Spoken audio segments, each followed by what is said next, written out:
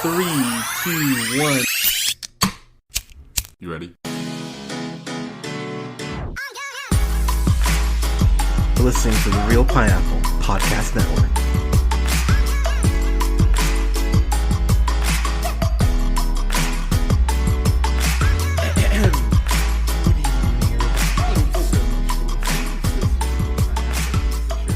Humble host Hunter here.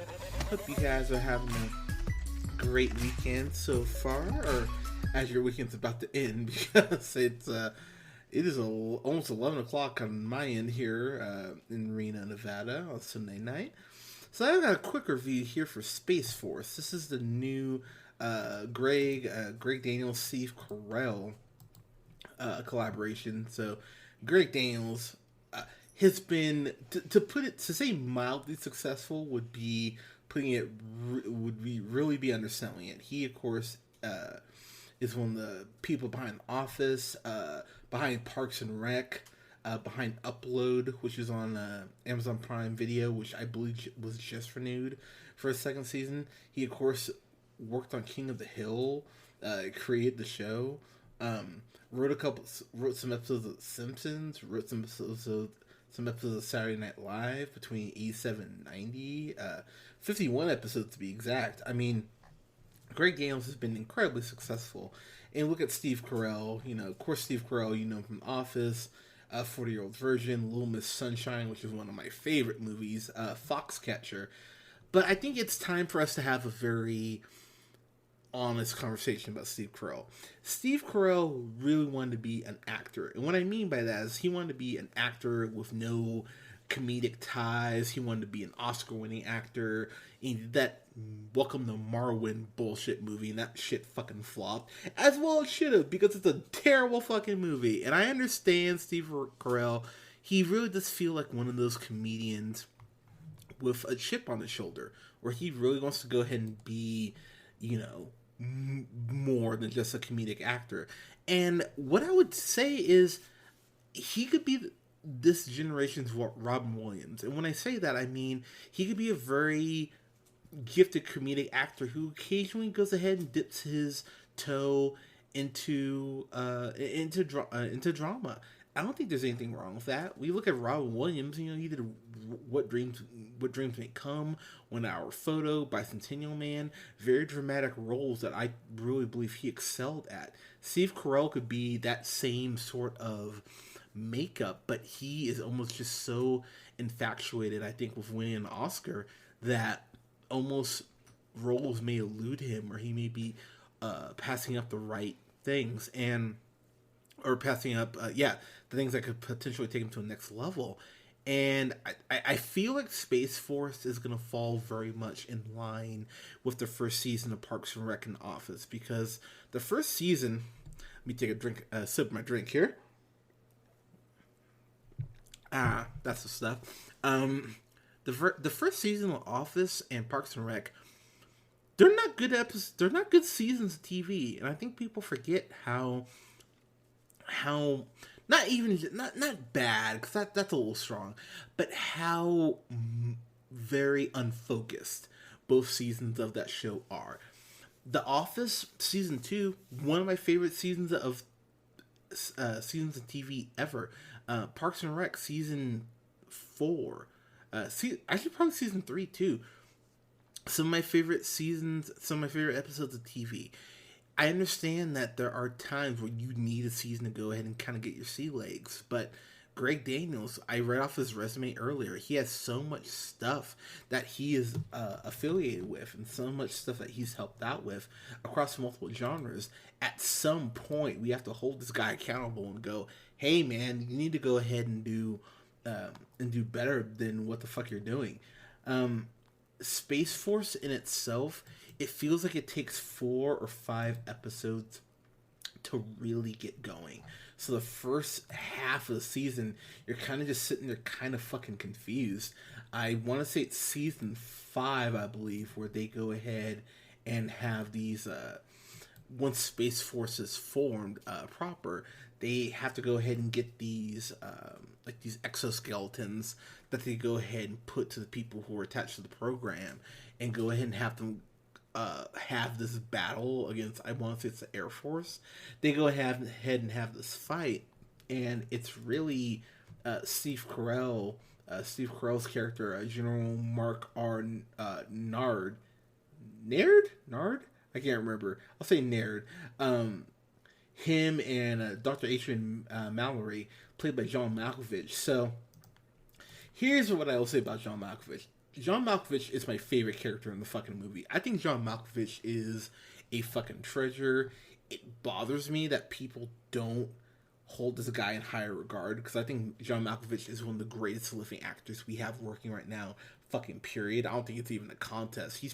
He's easily top 15, if not top 10, not top 5. John Malkovich is the fucking shit, and more people need to put some respect on his goddamn name. I'm a fan of the young pope, or the new pope. Pardon me. I thought he was really good in that. I liked him on Billions too, even though I haven't reviewed either show. John Malkovich is an incredible actor, including being John Malkovich. That movie is just fucking wonderful. And the original Red film that he did is really good. I'm a fan of John Malkovich, and he is the most sympathetic, the most caring, the most fun character, because he is constantly giving General Mark shit for just being such a wuss and not standing up to POTUS. They never say Donald Trump's name in the whole show. They just call him POTUS. Which if there's a complaint about the show, and like I said, I do have some issues with it. You're gonna make fun of Donald Trump creating a space force. Like, you might as well lean to the fucking joke and go ahead and call him out by name. But they never call him out by name. They always say, the first lady or the president. It feels very impersonal. The fact that they don't put names to, they just can't say Trump's name. Kind of like Trump with his other daughter that's not Ivanka. Can you think of her name without Google? I'll give you a second. You can't. See, exactly. But I did find the show fun in the back half. As I mentioned, I think the first 5 episodes or so, it does meander a little bit until it gets to this whole them really pushing the Space Force program forward. Another character that I loved outside of Malkovich, he's my runner-up as far as MVP. F. Tony Scara. Oh my god, I'm gonna butcher this. Scara Paducci, played by Ben Schwartz, aka John Ralphio. He's the worst. He's amazing in this show, and him and John Malkovich have a couple scenes where I went, hell yeah, this is what I wanted. This is just classic Ben Schwartz. Of course, the voice of Sonic as well. He goes ahead and bounces a lot of ideas off Malkovich. He's almost kind of the PR for the space program, and I just found him and Malkovich's back and forth genuinely comedic genius. I was like, okay, this works really well. You only get a couple glimpses of it, but I remember going, you know what, this could actually work. I could see more of this happening.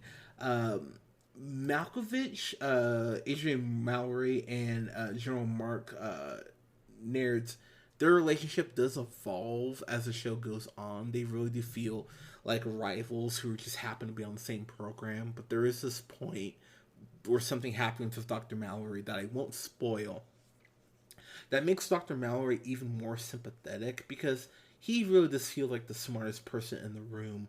Whenever they're talking about Space Force, you just feel so bad for Dr. Mallory, because he just feels like he's in this room of fucking morons who don't want to go ahead and actually push the space program or space force forward. It's really, I'm not a big science guy as far as being an in-depth scientist, but my just logical brain felt so bad for John Malkovich's character, because he's trying to put things in the simplest of terms for people. Pardon me. And people just aren't hearing him. And you can just see his brain kind of sitting there going, oh my god, why the fuck are people so goddamn stupid around me? I felt bad for him. And Steve Carell, as I mentioned earlier, Steve Carell's not winning an Oscar. We've already talked about that, but pardon me.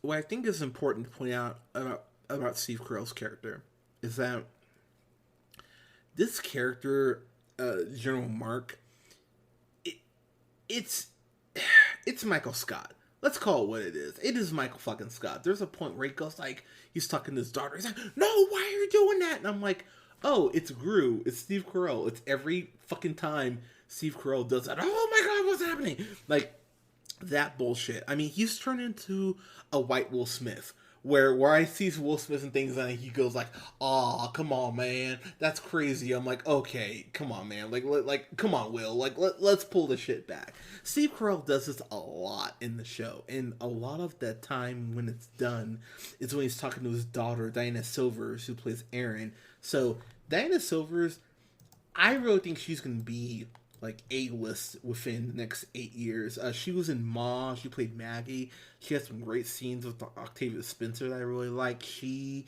is in. She plays Hope in Booksmart. If you guys have listened to my best of, or just even the initial review, you know how much of a fan I am of Booksmart. I think Booksmart is fucking incredible. And what's such a bummer is that Diana is written so shitty. She's written just like this ungrateful bitch of a teenager. And she's always giving her dad shit. There's a point where her dad brings up this notion, and that's all I'll say. I'm trying to dance around spoilers a little bit. And the way that Diana flips out, given the circumstances of what her dad's going through, I was like, wow, okay, fuck right off. And not mentioning her, but there is a character who does something in the very last episode who makes this very dumb decision that I went, oh, please don't do this. This is just no excuse for you doing this insanely dumb thing that you're going to do. And the character goes through with it, and the show expects you to show this character sympathy. And I remember going, wow, that is really fucking terrible. The show does start to find its footing the more it goes on. And I do have to give the show credit for that. It felt like the show was really trying to be space Curb Your Enthusiasm, like a big sort of critique on American politics. And Greg Daniels, God bless him, like I love so much of his stuff. It's frustrating because this is not his first show. He should have these kinks worked out by now. He should know how to make a show funny over 10 episodes, and the show is so up and down. There are points where I feel like it's really funny, but there are times where I'm just sitting there watching it going, man, thank God I have Marvel Contest of Champions on my phone, because this is fucking boring. Like, it's really frustrating because I want to love this show because of the cast in it. Jane Lynch and Patrick Warburton are in here, and there are these it's almost like a little mini episode to where Steve Carell is talking to, like, the head of the Air Force, the head of the Army, and Patrick Warburton and Jane Lynch factor into those scenes. And I thought those scenes were fucking funny. I thought they were really, I thought that's some of the best writing that the show had. And so you see that and you go, okay, there's a glimpse of what this show could be.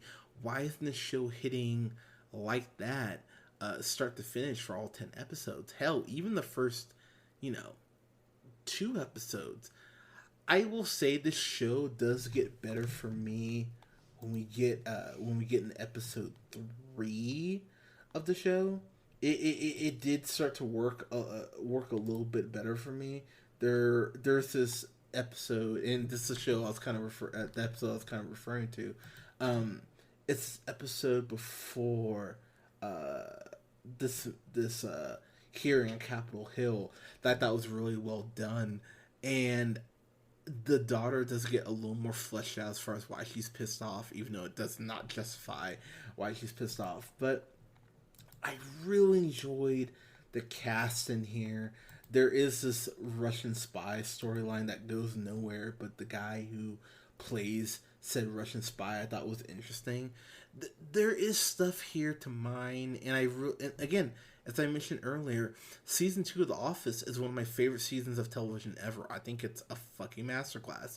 If they can even get half as close to that for the second season of Space Force, which has not been renewed for season 2, but given the pedigree and everyone who's involved, I highly doubt it won't get at least one more season.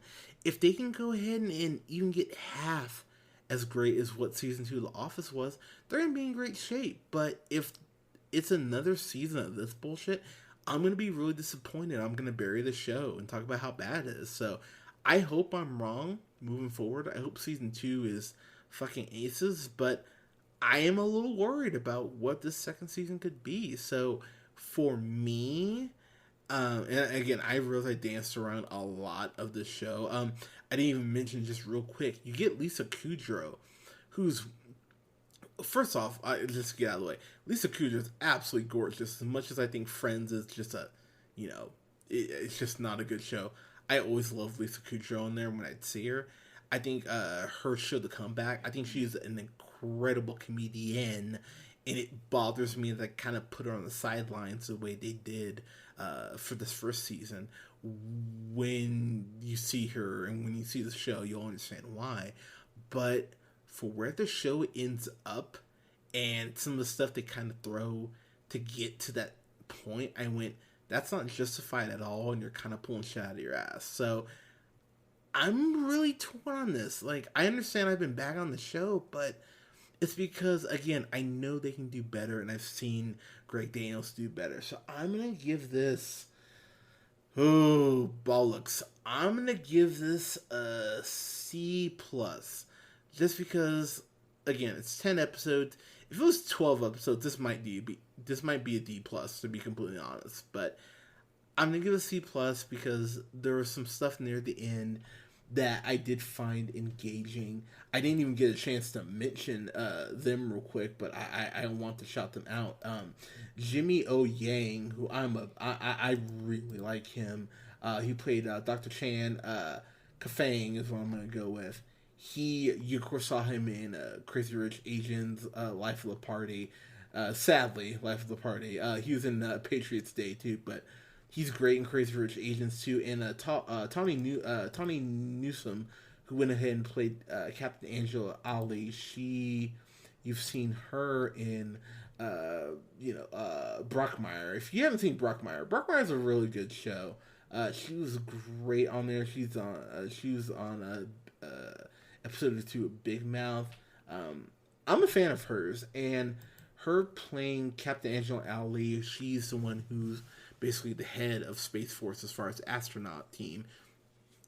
Her and Dr. Chan's relationship was really fun to watch. There's a scene where they discuss K-pop that I thought was just incredibly sweet and really funny, and a nice feminist statement without being, overbearing like some people would accuse it of. I really enjoyed that scene. It was really sweet, and I hope they explore their relationship further in season 2. It's not confirmed that they're dating, but it's definitely being hinted at. But I love their relationship. So there's a lot here, and I think there's stuff here to enjoy. Where the season ends up, I just remember going, oh god, really? This cliffhanger is what you're going with? So I think some people have a problem with that, but overall, I had fun with this. It's just disappointing, again, because of the pedigree and who's involved. So I have to ding it for that. So I'm going to give this I'm going to stand by my C+. I'm going to give it a C+.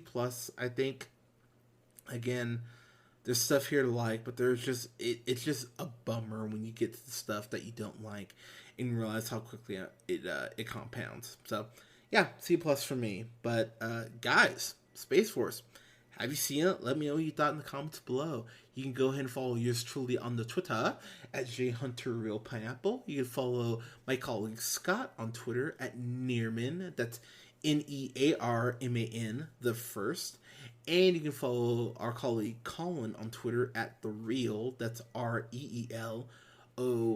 And you can go ahead and like, share, and subscribe. You can find us on SoundCloud, Apple Podcasts, Google Podcasts, Podbean, Stitcher Radio, Spotify, and iHeartRadio at The Real. That's REEL Pineapple. Guys, thank you so much for listening. We'll have reviews up this weekend for Training Day, which I'm so excited to review.